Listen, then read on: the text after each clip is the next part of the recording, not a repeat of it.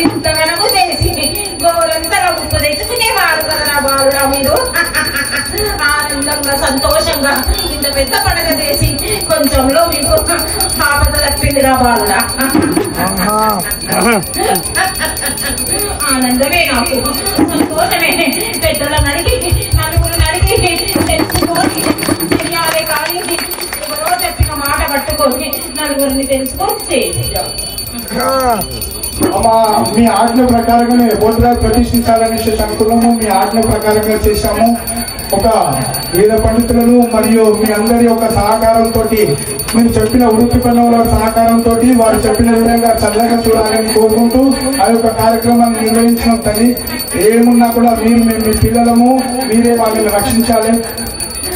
చేసింది నాకు ఆనందమే సంతోషమే కానీ అది అంతవరకే.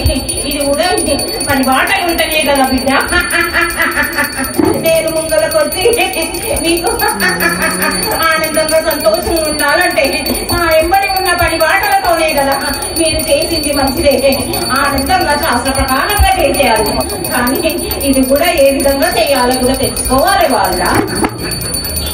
సరే అమ్మా, మేము వాళ్ళు చెప్పిన విధంగానే అన్ని కూడా చేస్తాము. మీరు చెప్పిన ఆజ్ఞ ప్రకారం అన్ని చేస్తాం తల్లి. వాళ్ళని ఏదైనా తప్పు ఉంటే క్షమించేసి మీ పిల్లలుగా భావించి అందరినీ కూడా చల్లగా చూడతాను. అంత ఆనందంగా సంతోషంగా ఉండాలంటే నేను గ్రామం చుట్టూ తిరుగుతున్నాను.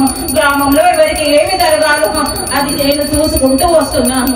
ఎవరు చేసిన తప్పులు వాళ్ళు తెలుసుకొని నా దగ్గరికి వచ్చి ముక్కు రాసి నాకు సాకు పెట్టి పప్పు బెల్లము ఇచ్చుకోండి బాగా ఇచ్చుకుంటే నాకు ఇప్పుడు కూడా 5 వారాలు సాకలు పెట్టాలి. నేను నిండాగా ఉన్నా ఆనందంగా నాకు పూజలు అందినాయి. కానీ మీరు చేసిన తప్పుకే అది నేను కూడిపోవాలనుకుంటున్నా. కాబట్టి నాకు 5 వారాలు నాకు నిండాగా సాకలు పెట్టి బోనం అందించాలి. 5వ వారం రోజు కూడా తప్పకుండా చేసామని మీ ఆజ్ఞ ప్రకారంగా నైవేద్యము పెట్టాలి నా బాలుడా. మారు నైవేద్యము పెడితే నేను ఎంత శాంతిస్తా.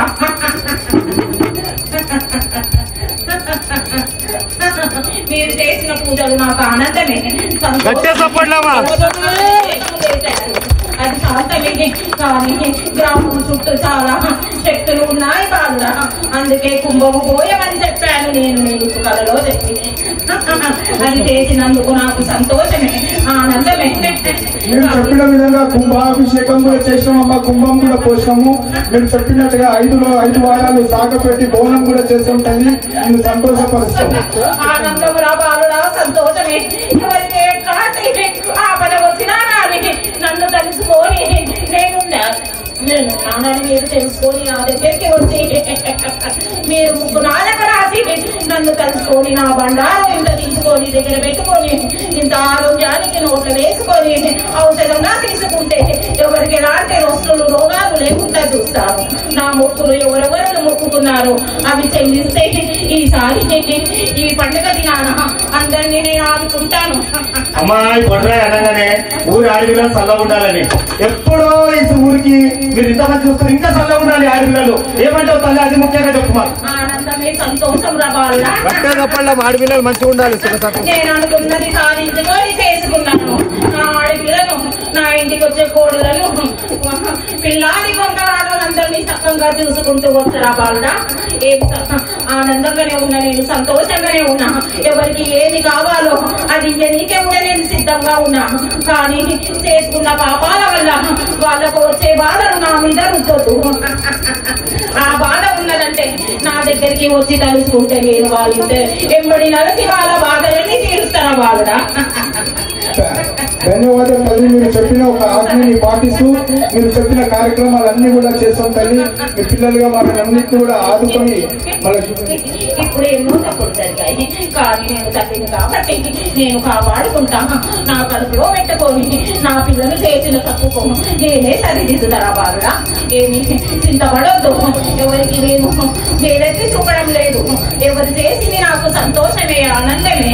కానీ కొండంత దాన్ని ఘోరంగా చేసుకొని మనిషికో రకంగా మాట్లాడే కానీ మనసును నొప్పించుకోవద్దు. ఎవరు బాధపడద్దు. నాకు ఆనందమే, సంతోషమే.